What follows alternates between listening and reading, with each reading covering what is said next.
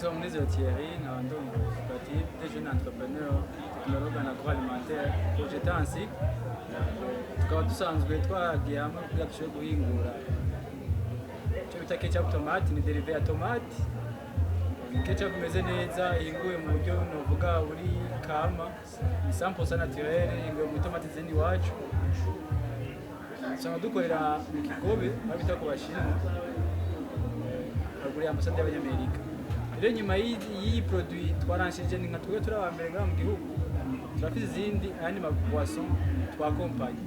Turafise boisson yitwa Terama cocktail igizwe n'umutobe w'inanasi, ubuki hamwe na gingembre.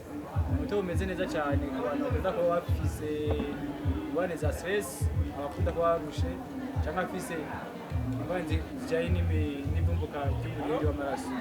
Turafise n'indi produit yitwa Anata, ni produit igizwe n'umutobe w'inanasi kongera ikaba irimo n'ubuki. Ni boisson iri energie, surtout ku bantu ba sportif bibafasha cyane kugumana energie parce que irimo ama kilocalories adakwiye. Usanga duhurikiye mu runani rw'amakoperative yitwa Arcori. Ibi byose dukoresha ngahanye matière première tuyikora mu barimyi borozi basanzwe borora mu runani rwitwa Arcori.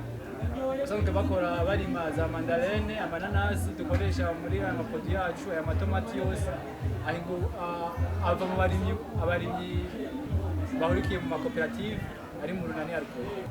Tukaba dusanzwe mu rugo runani nyene Arcori, dusanzwe duhingura akavinyu k'ibitoki, akavinyu kameze neza, akavinyu gahinguye neza. Ibitoki nyene bikaba bisanzwe biri mu n'amakoperative arukiye mu runani rwa Arcori. Twebwe natwe tukaba tukiyaza tukabihingura dushobora kubibika bimara umwanya muremure kugira dushobore duha agaciro umurimyi wo hasi agire valeur. Ni akavinyu kameze neza kari kuri 11 degrés d'alcool.